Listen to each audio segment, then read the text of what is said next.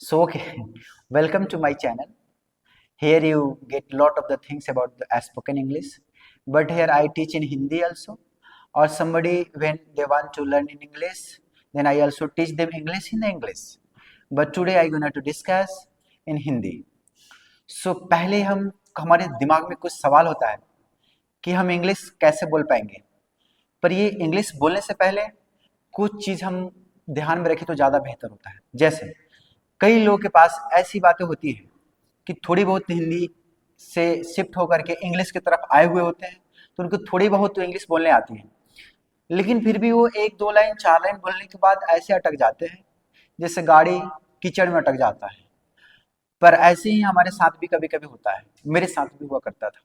सो आपको लगता होगा कि मैं हिंदी में समझा रहा हूँ, और सारे वीडियोज पड़े हुए हैं, वहाँ पे जाइए आप, जहाँ पे मैं इंग्लिश में बात करता हूँ आप सुन सकते हैं। बट बहुत सारे हैं जिनको इंग्लिश आती ही नहीं हो, अगर उनको इंग्लिश में ही मैं समझाऊंगा तो फिर वो कैसे समझ पाएंगे मेरी बातों को, कैसे समझ पाएंगे वो मैं क्या कहना चाहता हूँ। तो पहले मेरी बातों को सुन ले, इसलिए मैं हिंदी में बता रहा हूँ आपको। मैं नहीं कहता हिंदी खराब है, बल्कि अगर आप कहीं भी जा रहे हैं तो इंग्लिश का इंपॉर्टेंस आप जानते ही हैं। जॉब के लिए जा रहा है, मेडिकल लाइन में जा रहा है, इंजीनियरिंग लाइन में जा रहा है, साइंटिफिक लाइन में जा रहा है, किसी रिसर्च के लाइन में जा रहा है, कहीं भी जब जब जाते हैं तो आपको पता चल जाएगा कि कितना ज़्यादा ये हमें इसकी इंग्लिश स्पोकन की नीड है। तो हम बात करते हैं सिखाने के बाद और सीखने के बाद। अगर हमें थोड़ी बहुत इंग्लिश आती है तो कैसे हम अच्छा से अच्छा इंग्लिश बोलें। जब जिसको थोड़ा बहुत बोलने आता है वो पता है क्या सोचता है, मैं थोड़ा और तेज फास्ट कैसे बोल पाऊँ। जिसको ये सब भी आता है वो सोचता है कि भाई मैं फॉरेनर जैसे कैसे बोल पाऊँ। ये सारी प्रॉब्लम्स हमारे माइंड में घूमते रहते हैं, और इस तरह के प्रॉब्लम्स हमारे बीच आते रहते हैं। तो आप किस कैटेगरी में हैं, आप अपने आप को फाइंड करिए पहले वहाँ पे कि हम किस लेवल पे हैं। क्या आपको थोड़ी भी नहीं आती है, या थोड़ी बहुत आती है, या थोड़ा बहुत बोल लेते हैं लेकिन फ्लुएंट नहीं है आप। तो क्या आप फ्लुएंट बनना चाहते हैं? क्या फ्लुएंट है तो कोई अमेरिकन, कोई कोई अदर कंट्री के एक्सेंट को सीखना चाहते हैं तो अलग बात है। बट ये सब प्रॉब्लम हमारे पास आता है। लेकिन मैं आज बात कर रहा हूँ उनके लिए जिनको बहुत थोड़ी कम इंग्लिश आती है, मतलब थोड़े बहुत जानते तो हैं वो, पर उनको पता नहीं रहता कि अब क्या पढ़ ले कि हम इंग्लिश बोलने लगे, क्या पढ़ ले, ये उनको समझ नहीं आता है। कोई बोलता है वोकैबुलरी को याद कर लो, वर्ड मीनिंग याद कर लो, 500, 2000, 100, 1 लाख, 1 करोड़, ऐसे भी कुछ लोग होते हैं कि 1 लाख चक्कर में हो जाती कि 1 लाख हम वर्ड मीनिंग याद कर लेंगे तो हमको इंग्लिश बोलने आ जाएगी, है ना। तो वही वाली कहानी हो गई कि मैं रोज 10 केजी अनार खा लूंगा तो भैंसा हो जाऊंगा, मोटा हो जाऊंगा। ये भी गलत है, हमें बैलेंस डाइट के अकॉर्डिंग चलना होता है हेल्दी रहने के लिए, ना। उसी तरह इंग्लिश सीखने के लिए हमें बैलेंस बना के चलना पड़ेगा, कहाँ कहाँ फोकस करना होगा, ये बात हमें ध्यान नहीं चाहिए। जिसको थोड़ी थोड़ी इंग्लिश आती है या नहीं भी आती है, उसको अगर 5 टॉपिक बता दिया जाए, अगर उस 5 टॉपिक पे कमांड कर ले, मतलब उसको पढ़ ले, किसी से पढ़े, हमसे पढ़े, किसी दूसरे टीचर से पढ़े, जिससे उसको समझ में आता है उससे पढ़ ले, तो इंग्लिश इतना बोल पाएगा कि अपने इमोशन को, अपने थॉट्स को, अपनी बातों को दूसरे के सामने एक्सप्रेस कर पाएगा। या इंटरव्यू हो, या कहीं काउंसलिंग हो रहा हो, या कहीं किसी रिसर्च में जा रहा हो, तो अपनी बातों को रख पाए और सामने वाला को बता पाए कि हाँ मैं ये कहना चाहता हूँ। तो कौन कौन सी चीज़ें हैं जिस पे ध्यान रखनी चाहिए। तो अगर आप एंड तक देखते हैं, एंड तक बने रहिए, मैं नहीं कहता हूँ देखिए, अगर आपको ज़रूरत है तो बिल्कुल देखिए। मैं उस 5 चीज़ों को बताने जा रहा हूँ, तो मैं बोर्ड पर एक एक करके आपको समझाऊंगा। 5-6 चीज़ें हैं जिसको आप कंप्लीट कर लेते हैं तो डेफिनेटली आपको इंग्लिश बोलने भी आ जाएगा, और लोग क्या बोलते हैं उसको समझने भी आ जाएगा। और आप जो सर झुका लेते हैं इंग्लिश की वजह से, इतनी टैलेंट होते हुए भी सर को झुका लेते हैं, वो झुकाने की ज़रूरत नहीं पड़ेगी। तो आइए हम आपको बताते हैं वो कौन कौन सी टॉपिक्स इंपॉर्टेंट है जिसको आप पहले कवर करिए। Okay, so what is that 5 topics or 6 topics that is very much important in order to learn English, or in order to speak English, or in order to understand English. So the first topic I want to say that is a sentence. So sentence means क्या होता है कि हमें जो भी English बोलनी होती है वो कैसे बोलनी होती है, सेंटेंस ही तो हम बोलते हैं। मैं खा रहा हूँ, मैं खाता हूँ, मैं खाऊंगा, मैं जाता हूँ, ये सब क्या है, सेंटेंस है। पेड़ पर फल लटके हुए हैं, खिड़की टूट गई है, या खिड़की टूटी हुई है, खिड़की टूटा हुआ था, ये ब्रेड खराब हो रहा है, खराब हो रहा था, ये सब सेंटेंस है। क्या है, तो बहुत तरीके तरीके के सेंटेंस होते हैं जो हम अपने डेली लाइफ में यूज करते हैं। इसी को ट्रांसलेट करने आ गया तो मजा आ गया, पर हम बोलने लगेंगे। जैसे मैं खाता हूँ, मैं खाता तो हूँ, मैं सोता हूँ, अरे मैं सोता तो हूँ फिर भी सर दर्द करता है। ऐसे ही सेंटेंस हमको ट्रांसलेट करने को आते हैं। या मैं उसको खिलाता तो हूँ रोज, फिर भी वो पतला ही रहता है। कभी मम्मी पापा अपने बच्चों को बार बार खिलाते हैं फिर भी पतला रहता है, तो क्या बोलते हैं, अरे इसको मैं इतना खिलाता तो हूँ फिर भी ये पतला ही रहता है, पतला ही रहती है, हाँ इस तरह से स्लिम ही रहता है। ये सारे सेंटेंस इस टाइप के थाउजेंड्स और लाख सेंटेंस आते हैं। तो हमारे पास कैसा ब्रह्मास्त्र है जिससे हम ट्रांसलेट कर पाए? क्या ऐसा कोई ट्रिक है जिससे सारे सेंटेंस को ट्रांसलेट कर पाए और हमें जल्दी से जल्दी ये काम हम कर ले? हाँ, ऐसी बातें हैं। इसके लिए सबसे पहले हमें डिवीजन पढ़ना होगा सेंटेंस का। तो देखिए सेंटेंस को ना, अगर नॉर्मली बात करें तो डिवाइड करने के बहुत सारे तरीके हैं, बहुत सारे वे हैं, बट सिंपल वे में मैं डिवाइड करता हूँ पढ़ाने के लिए। तो दो तरीके से आप इसको मान सकते हैं। कैसे? तो टॉपिक्स तो 5 टॉपिक्स है, 6 भी हो सकता है, डोंट वरी फॉर दैट। जैसे सेंटेंस क्या पढ़ने, फर्स्ट बात करते हैं सेंटेंस की, किसकी? सेंटेंसेस। जो सेंटेंसेस होते हैं अपने पास में, वो सेंटेंसेस दो तरह से हम कैटेगराइज कर सकते हैं। एक सेंटेंस सिंपल सेंटेंस और एक सेंटेंस टेंस का सेंटेंस, है ना। सो देखिए कैसे करेंगे हम इसको। एक सेंटेंस जो होगा उसको बोलेंगे हम सिंपल सेंटेंस, ये सिंपल, और ये क्या होगा? टेंस का सेंटेंस। सो दो तरह के सेंटेंस होंगे, इसी में सारे के सारे सेंटेंस आपके आ जाएंगे लग, जिससे आपको इंग्लिश बोलने आ जाएगा, है ना। तो सिंपल सेंटेंस कैसे होते हैं, जैसे मैं थोड़ा सा एग्जांपल देता हूं ताकि आपको समझ में आ जाए कि हाँ मैं सही बोल रहा हूँ, नहीं तो आपको लगेगा कि मैं ऐसे ही बोल बाल के निकल गया ना। तो सिंपल सेंटेंस का मतलब होता है जिसमें जो काम करने वाला होता है ना, काम करने वाला, वो काम पहले ही खत्म कर चुका चुका होता है, अभी नहीं कर रहा होता है। जैसे एग्जाम्पल में दे रहा हूँ, सब्जी सड़ी हुई है। अरे भैया सड़ाने का काम कौन किया होगा? हवा, पानी, कीड़े मकोड़े, इसके वजह से सड़ा होगा सब्जी। लेकिन सब्जी सड़ा हुआ है, वो पहले ही वो सब जो भी सड़ाने गलाने वाला था खत्म हो गया। कोई यहाँ पे करने वाला अभी नहीं है। प्रेजेंट में कोई करने वाला है क्या? नहीं। अभी अभी के अभी कोई करने वाला नहीं है जो सब्जी को बैठ के सड़ा रहा हो, नहीं है ना। तो इसको बोलेंगे हम सिंपल सेंटेंस। क्या बोलेंगे? Simple sentence. सब्जी सड़ा हुआ है, ठीक है। घड़ी टूटी हुई है, पंखा खराब हुआ है, मतलब पंखा खराब हुआ है, हाँ, पैर में चोट लगा हुआ है। ये इस तरह के जो सेंटेंस आएंगे उसको बोलेंगे सिंपल सेंटेंस। दाढ़ी बढ़ी हुई है, मूछ बढ़ा हुआ है, ये सब क्या है? Simple sentence. क्योंकि ये हो चुका है। देखिए आप देखिए इसको, देखिए कैसे, इसको अभी कोई कर नहीं रहा है, ये ऐसे हो गया है ना। समझ रहे हैं ना। आदमी मरा हुआ है, बेड पे लेटा हुआ है, देखिए काम हो रहा अभी नहीं है, मरा हुआ है, पहले से ही हो चुका है एक तरह से देखा जाए तो। इस तरह के जो सेंटेंस आते हैं उसको बोलते हैं सिंपल सेंटेंस। ये भी पास्ट में भी हो सकता है, प्रेजेंट में भी हो सकता है, फ्यूचर में भी हो सकता है। तो इसको प्रेजेंट, पास्ट, फ्यूचर तीनों को लेकर पढ़ना होता है। तो सिंपल सेंटेंसेस आपको पढ़ने होते हैं। दूसरा किस तरह का सेंटेंस होता है?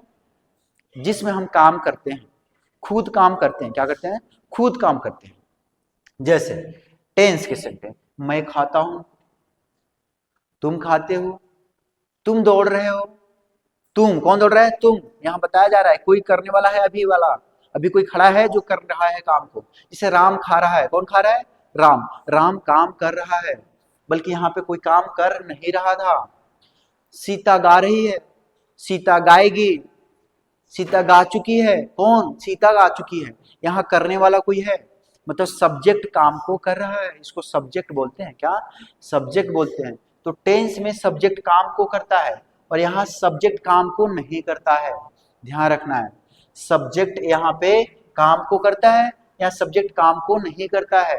इस तरह के सेंटेंसेस हमको बनाने आ जाएंगे तो हम इंग्लिश बोलने भी लगेंगे और दूसरे की बातों को समझने भी लगेंगे।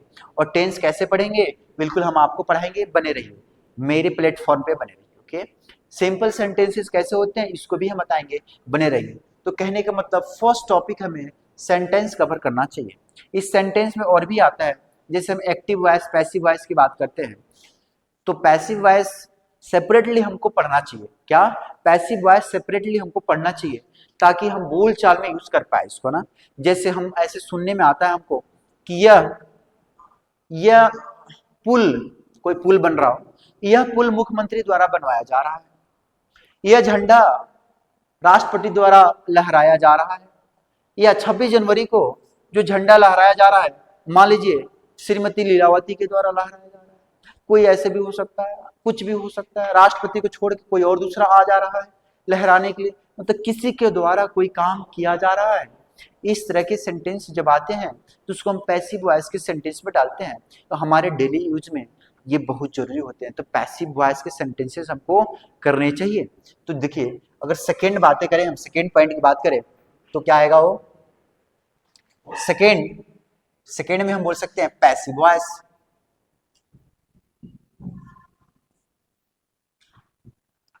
पैसिव वॉइस आना चाहिए, कहना चाहिए पैसिव वॉइस आना चाहिए। पैसिव वॉइस अगर आपको आ रहा है तो बोलने के लिए आपको थोड़ी कम प्रॉब्लम होगी, तो आप जरूर सीखिए इसको। क्या जरूर सीखिए। मैं नहीं कह रहा हूं कि आप पहले इसको सीखिए, बट पहले आप इसको सीखिए, इसीलिए मैं प्रायोरिटी दिया हूं इसको। सेकेंड टॉपिक में थोड़ा इसको बाद में सीखना है, उसको सीखने के बाद, है ना।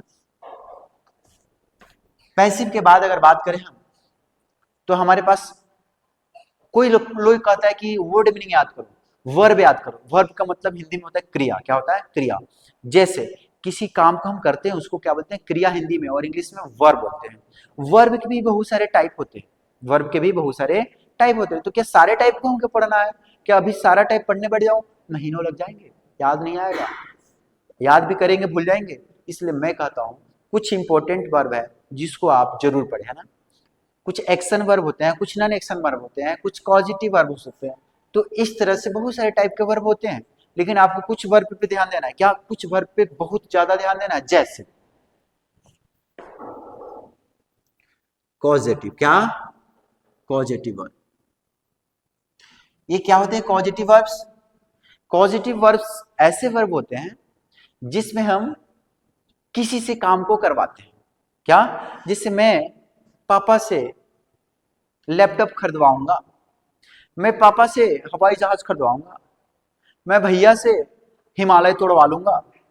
ऐसे हमारे मन में ख्याल आता है, तो हम किसी से कुछ करवा लेंगे, करवा लूंगा, करवा लूंगा, करवा लेंगे, करवाता हूं, करता हूं, मतलब किसी से करवा लेता हूं। इस तरह की बातें जब आएगी उसमें हमें पॉजिटिव वर्ब की जरूरत पड़ती है। जैसे एग्जाम्पल के लिए मैं आपको बता लेता हूँ, गेट। क्या? गेट, लेट, इस तरह के वर्ब आते हैं जिससे आपको पढ़ना है। बोलने में बहुत ज्यादा यूज होता है, वर्ब तो यूज होते ही है, लेकिन ये वाले वर्ब बहुत ज्यादा यूज होते हैं। इसलिए मैंने बोला थर्ड टॉपिक जो आपका है पॉजिटिव वर्ब, इस पे फोकस करना ही करना है। चलिए फोर्थ पे आते हैं, देखते हैं और क्या इंपॉर्टेंट हो सकता है हमारे लिए।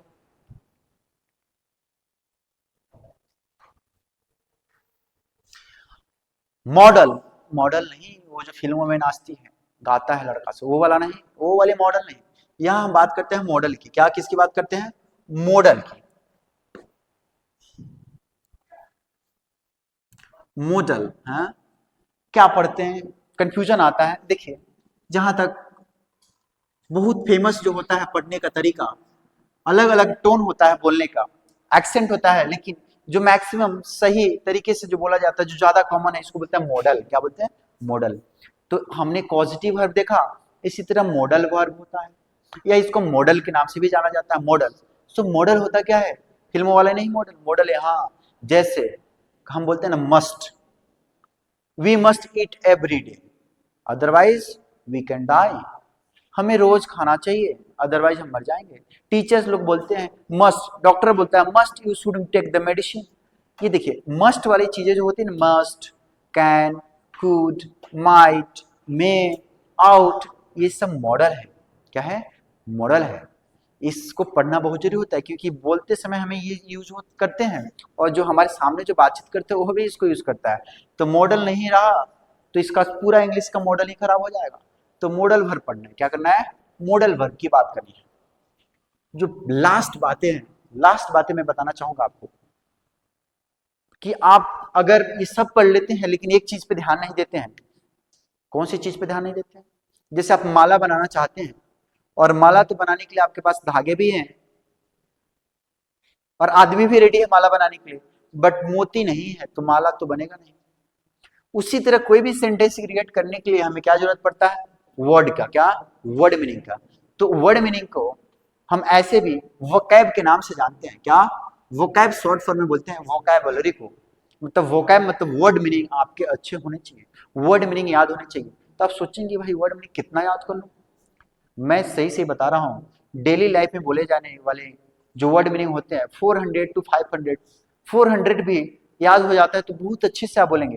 पर अगर 100 भी आप याद कर लेते हैं, 200 याद कर लेते हैं, तो इंग्लिश बोलने आ जाएगा आपको। थोड़ा थोड़ा रुक के बोलेंगे, बस बोलने लगेंगे। तो कैसे याद करेंगे? 5 से 10 ही रोज वर्ड मीनिंग याद करना है और उसको सेंटेंस में यूज करना है। अगर ऐसे आप करते हैं तो महीने, 2 महीने, 3 महीने में सारा का सारा हो जाएगा। और मेरे से कनेक्ट होते हैं तो मैं भी तरीका बता देता हूँ याद करने का। अब मोस्ट इंपॉर्टेंट वर्ड मीनिंग जो लोग बोलते हैं, जो हमारे डेली लाइफ में यूज होता है, उसको हम बता देंगे। और वो जब आप याद कर लेंगे 200, 300 अप्रोक्सीमेटली, तो सारा ट्रांसलेशन आपका क्या हो जाएगा? इजी हो जाएगा। तो बहुत सारे टॉपिक है इंग्लिश को जिसको पढ़ के हम इंग्लिश बोल सकते हैं। लेकिन सबसे पहले जो कहा जाता है ना कि जब पेशेंट बीमार होता है तो सबसे पहले बहुत सीरियस केस हो जाता है तो बहुत सारे ट्रीटमेंट उसके लिए अवेलेबल होते हैं। लेकिन डॉक्टर क्या करता है? उसको आईसीयू में डालता है और पहले उसका केयर करना शुरू करता है कि पहले इसकी जान बचाया जाए, फिर बाद में अलग अलग ट्रीटमेंट किया जाएगा। उसी तरह मैं कहना चाहता हूँ, अगर आप इंग्लिश बोलना चाहते हैं तो बहुत सारी चीजें हैं जो पढ़नी पड़ेगी। लेकिन अगर इसको आप पहले फोकस करेंगे, पहले ध्यान देंगे, तो जिंदा हो जाएंगे। कहने का मतलब कि आप इंग्लिश बोलने लगेंगे और बाद में आप बहुत सारा grammars, this that here there, बहुत सारी चीजें हैं जिसको आप धीरे धीरे पढ़ पढ़ करके आगे आप बढ़ सकते हैं। तो सबसे पहले इंग्लिश बोलने और समझने के लिए हमारा मकसद नहीं होता है कि हम बोल पाए, सामने वाले को समझ पाए और हमें सामने वाला समझ ले। और इसके लिए इतना जरूरी है 5 टॉपिक्स। अगर इस पे आप फोकस करते हैं तो डेफिनेटली आप बहुत ही जल्दी क्या बोलेंगे? इंग्लिश आप बोल लेंगे। ओके, तो ये रहा मेरा 5 टॉपिक्स। ओके, सो आप फोकस करिए। आपको अगर कोई प्रॉब्लम है, मैं नहीं कहता हूँ कि आपको अच्छा लग रहा है, बुरा लग रहा है, ये हमें बताने से भी आपको कोई फायदा होने वाला तो नहीं है। अब लेकिन अगर आपको जरूरत है तो बिल्कुल मुझे हिट करिए और मुझे बताइए कि हाँ मुझे यहाँ पे जरूरत है, आप मेरे भाई साहब, मेरे सर, मेरे जो भी आप कहना चाहते हैं वो करके। तो आज के लिए मैं इतना ही एंड करता हूँ और फिर मैं मिलता हूँ कुछ अच्छा लेकर के आपके लिए।